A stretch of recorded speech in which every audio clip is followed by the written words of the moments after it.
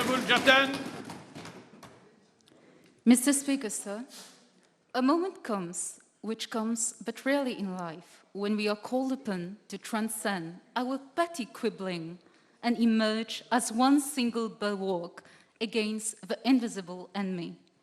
A moment which warrants all worthy citizens to take up the cudgels and muster a courage hitherto unheard of, and to herald measures to save a nation from a calamity of apocalyptic dimension. Mr. Speaker, sir, it is precisely at such a solemn moment of our history that this government, under the able leadership of the Honourable Prime Minister Pravin Kumar Jugnauth, is offering today, through the COVID-19 miscellaneous bill, a Noachian ark which will steer our countrymen from this viral deluge of biblical proportion to safe haven, and in the process serving a larger cause to humanity. Mr. Speaker, sir, I wish to point out that this is respect from the other side of the House. Mr. Speaker, sir, I consider it a singularly immense honor to be part of this great team of well-meaning people and to have the opportunity to be in this august House today to bring my humble contribution to the debates. The coronavirus, invisible yet powerful, tiny yet deadly. More than 4 months through this pandemic, one is still in awe as to how, despite the exponential progress made in science and technology, a micro, nay, a nano-organism like the coronavirus can wreak such a universal pandemonium, infecting in its wake no less than 4.2 million people and killing nearly 300,000 people. Mr. Speaker, sir, allow me to express my deepest sympathies to the bereaved families for the losses. The COVID-19 pandemic took the world by storm, and it is undeniable that the world was not prepared for this. Well, Mr. Speaker, sir, who was? Hearing some honourable members from the other side of the House, one may infer whether they had a crystal ball or could have foreseen things.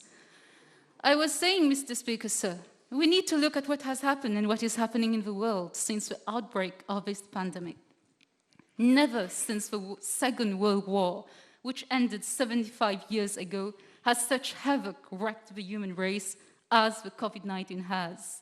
Very advanced European countries and the United States were almost on their knees until a few weeks ago, and are now, as I speak, facing untold, unseen, and envisaged issues, trying to gradually ease up the lockdown while grappling to keep the virus at bay.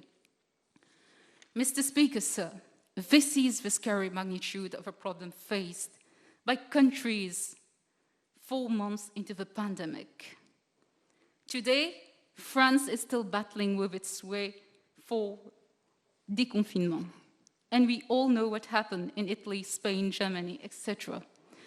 The reality is too glaring for us not to see. This is why the very philosophy of a COVID-19 bill tabled today has been evolved, taking into account the near fatalistic prospectus and aims at plugging all loopholes that might trigger a much-feared second surge of this lethal infection. We are all very much alive to the fact that a vaccine may be a far cry, Anne Masseran, and this bill has been so meticulously and intricately worked out with the underlying principle of shielding our population from the outbreak of a second scourge. I say it, Mr. Speaker, sir, that the reality is glaring, too glaring for us not to see. Yet, unfortunately, some honourable members on the other side of the House apparently have a knack to see the speck in other well-intentioned people's eyes, rather than noticing the log in their very own eyes. As the COVID-19 pandemic is unprecedented, and each country and each respective government had its own ways of dealing with it, on this side of the House, under the leadership of the able Prime Minister, bold measures were taken rapidly, which has even been applauded by researchers from top 5 universities, as my colleague Honorable Obigadi mentioned, the Oxford University and many other universities. In fact, the highest score for stringency index has also been assigned to the Republic of Mauritius. Yesterday, the Honourable Leader of Opposition said that Mauritius is neither here nor there in Africa, yet independent studies prove that Mauritius was better geared than most countries of sub-Saharan Africa. I quote, because it had stronger social buffers, unquote. And here we're accused of all sorts of shortcomings in handling this pandemic, while other countries in the world are still struggling. And here in Mauritius, we have been able to control the proliferation of the virus to the extent of having no new infected people over the last 16 days or so. I hereby strongly suggest honourable members on the other side of the House to table a motion of no confidence against the Oxford University, not the least for praising the efficiency of Mauritius in dealing effectively with this pandemic. Now that this government has come up with a COVID-19 miscellaneous bill, a comprehensive piece of legislation to safely and gradually steer the economy towards normalcy and more sanity, we hear all kinds of unwarranted criticisms, gratuitous accusations, and des procès d'intention of all sorts. Mais la caravane doit passer, et elle passera, laissant les autres aux abois. Mr. Speaker, sir, as some members on the other side were also making baseless accusations about transparency or the government hiding facts, I just wish to remind that since the first cases of COVID-19 detected in Mauritius on the 18th of March 2020, the Honourable Prime Minister himself announced on national television, and we all know that in times of crisis, timely information and effective communication is a sine qua non. And I will not go into the number of measures which have been set up to ensure that there has been proper communication, with the daily press briefings to the app set up by the Ministry of Information and Communication Technology, and so many sensitization campaigns as well. All these reflect the goodwill of the government to establish and maintain a clear and transparent communication system. Mr. Speaker, sir, a true leader consciously chooses steadiness and imbibes courage in trying times when people are in panic. When the virus started spreading like wildfire and supermarkets were still being flooded, a total sanitary curfew was ordained, not as punitive measure, but as protective measure to safeguard our families, children, elderly. Mr. Speaker, sir, this government has not thought twice before putting health of the people first, the citizen first. One of the reasons why this pandemic has swept away so many lives is actually because people hesitated. Many waited to see what the pandemic would cause before taking action. However, Mr. Speaker, sir, just like in a war, a second of hesitation may cost lives. Too much rumination can put whole nations at stake. The swiftness and boldness with which our Honourable Prime Minister acted is exemplary and is confirmed by recent studies, such as one by Dr. Suko and Jin.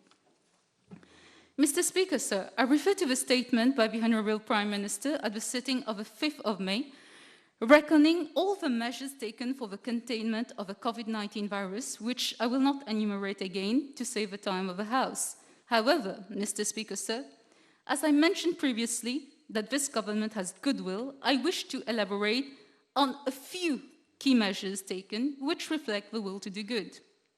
For instance, more than 12,000 families under the social register of Mauritius and 19,000 recipients of a carer's allowance were provided with food packs during the total lockdown period.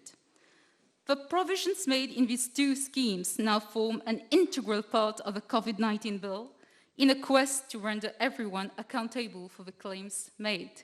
This government has always given due respect to the elderly, and caring about them has always been a priority. In this time of crisis, so that they do not encounter any difficulties or expose themselves to underlying risk, such as having to go to post offices to get their pension, provision was made to give them the basic pension at their place of residence. Moreover, vaccination exercise for about 130,000 of our seniors was also carried out. Mr. Speaker, sir, this reminds me of Mahatma Gandhi's words, I quote, "A nation's greatness is measured by how it treats its weakest members," unquote. Mr. Speaker, sir, it would not have been possible to act on the above measures without the collaboration of those who have been ready to serve without trepidation at all times. The frontliners, police officers, and all other officers engaged in essential services. Moreover, talking about bravery, allow me to also salute our healthcare workers who have been selflessly giving themselves to others. We honor their dedication to save lives while risking their own in the fight against the invisible enemy, just like the late Dr. Bruno Chung. Mr. Speaker, sir, yesterday the Honorable Mohammed questioned the medical treatment provided to patients affected with COVID-19. Mr. Speaker, sir, just like Honorable Kalishan mentioned, I believe that this is sheer disrespect to those doctors akin to warriors in this time. All our frontliners and those in essential services are verily unsung heroes, and we are more than grateful for the courage, patience, and efforts to serve unconditionally. The Prime Minister of India, Shri Narendra Modi, rightly drew the similarity between Lord Buddha and the frontliners. Buddha being the synonym of service and dedication, sacrificing oneself for the happiness of others. And indeed, they are worthy of praise and worthy of salute. Mr. Speaker, sir, the Managing Director of the IMF said that this virus knows no boundaries. And indeed, it has been transcending boundaries without any passport. Yes, the global forecasts are bad, and global recessions are being predicted. Yet, we are still here as a caring government to take measures for the population. I just wish to speak on two measures. One is the wage support scheme, which provided assistance to some 276,000 employees who became technically unemployed on a temporary basis, and the self-employed assistance scheme, from which 180,000 people benefited in the informal sector. Mr. Speaker, sir, I will not go again into the financial crisis of 2008, where we all know, as Honorable Ganu mentioned, about the stimulus package, and we all know the cronies who were used and who pocketed millions of taxpayers' money to cynically then close down the businesses, leaving hundreds of workers in grief and despair. And Mr. Speaker, sir, today when we are giving 5,100 rupees to people in the informal sector, they're saying it's not enough, while they give 0 cents to those who were unemployed at that time. Mr. Speaker, sir, I quote, "A nation should not be judged by how it treats its highest citizens, but its lowest ones," unquote. This is from Nelson Mandela. And I also wish to answer something which Honorable Anquetil mentioned about domestic violence. And I would like to put it on record that the four-square leadership demonstrated by our Honorable Prime Minister is reflected at every level of his government and each ministry. And each ministry has been preparing for the challenges associated with this pandemic. This government did take into account the women, the girls, or the victims of domestic violence, and be it access to 24/7 reporting facility or infallible support from the police, psychologists, and welfare and protection officers, no stones was left unturned in addressing these reported cases. Mr. Speaker, sir, I also wish to point out that according to a survey by Verde, 91.3% of the population approve of the bold measures taken by this government so far to contain the virus. And it comes to the conclusion that anyone can lead during great times, but the great ones lead when things fall apart. And that success is not about never falling, and never failing, but it is about refusing to be defeated by defeat.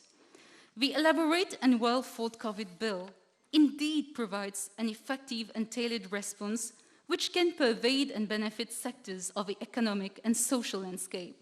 It will trigger consequential amendments to no less than 56 existing legislations, which will be updated and strengthened in the light of exceptional circumstances. As a matter of fact, it is comforting to note that the enabling legislations of all utilities service providers, such as CWA and CB, will be amended to provide the much-needed relief to citizens, particularly those who are at the lower rung of the economic ladder. Hereby thank the Honourable Deputy Prime Minister and Minister of Energy and Public Utilities, Ivan Kolendavilu, for all the measures. Moving to the Consumers Protection Act, which will be amended to give traction to deal more effectively against unscrupulous businesses who believe that the vile acts to exploit consumers will remain unpunished. The necessary power is given in this bill for the issuance of fixed penalty notices to those in breach of the law. Such measures will act as a strong deterrent to those who are tempted to act dishonestly in unfair trade practices towards vulnerable customers. Mr. Speaker, sir, the Public Health Act has also been amended to allow the Minister to make appropriate measures to prevent the spread or resurgence of diseases and to protect our population.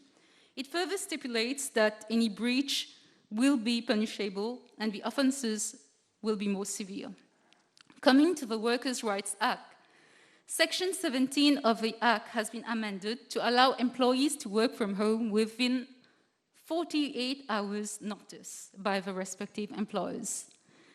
In this era of millennials, many of our youths are actively involved in working via online platforms. Hence, catering for a virtual and flexible workforce is another step towards transforming Mauritius through artificial intelligence, blockchain and fintech, and this bill proves to embrace this vision and innovation.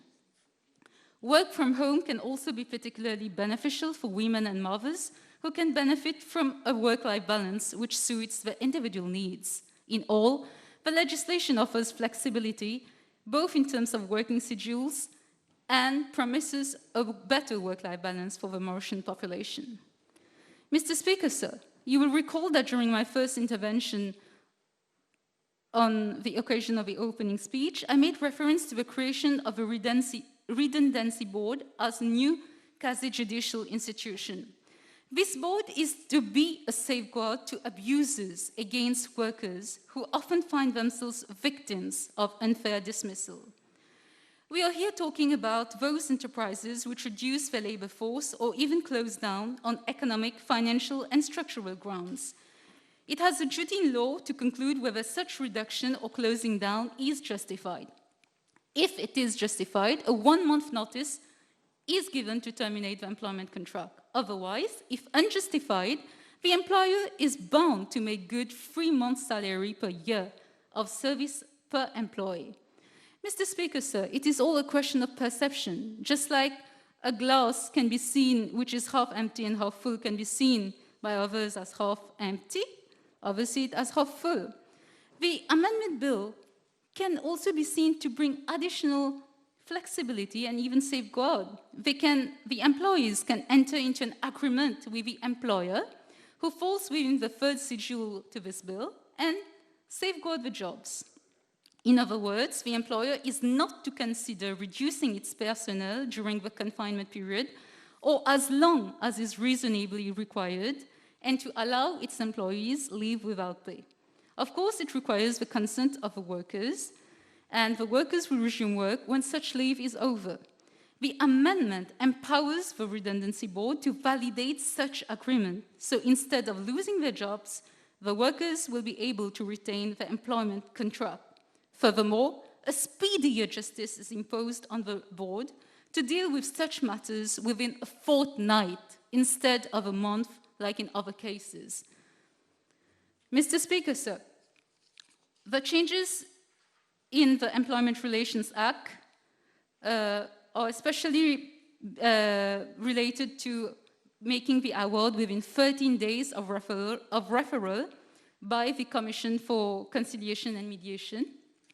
And once again, I want to add to what Honorable Ganu said earlier, that there seems to be a kind of psychose, which is, I don't know, created by what kind of parties outside, and to generate a fear in the minds of employees outside.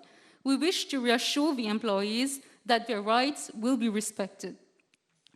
Coming to the Education Act, Mr. Speaker, sir, I wish to commend the Honourable Mrs. Leela Devi Dukan-Lakshman, Vice Prime Minister, Minister of Education, Tertiary Education, Science and Technology, for having devised a strategy which places the learner at the center of the processes. One such laudable initiative is the setting up of the Student Support Portal, SSP, and its operation in collaboration with the Open University of Mauritius, MIE, and the MGI. This project has played a pivotal role during the sanitary curfew period to accompany learners. Learners of grade 7 to grade 9 can indeed find a large number of videos explaining the concepts and teaching as if an educator is teaching in a traditional classroom. Educators, including teachers, lecturers, have been giving their best to accompany their students with online teaching, tutorials, and videos.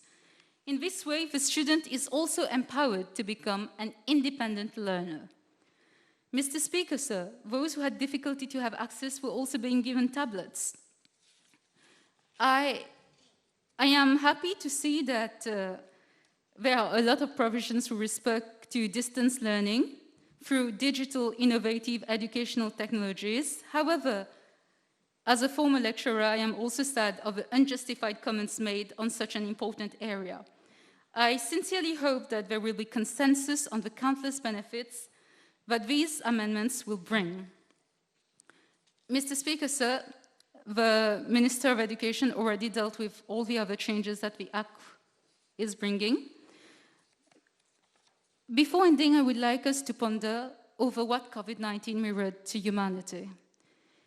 Who would have imagined that the time would come when princes, ministers, statements, and the world over, despite seemingly impenetrable shields, would be victims of this viral onslaught, and that billionaire business captains and penniless paupers would be meted the same fate in death caused by the coronavirus? And, Mr. Speaker, sir, all this is a great lesson of humility, as well as a wake-up call that Mother Nature has heralded through this pandemic, because the inhabitants of the third millennium have been too reckless and callous towards her. The Honourable Minister Ramano would, I'm sure, concur. So let us all be driven by compassion for others, and let us all contribute and play our roles to help heal the world.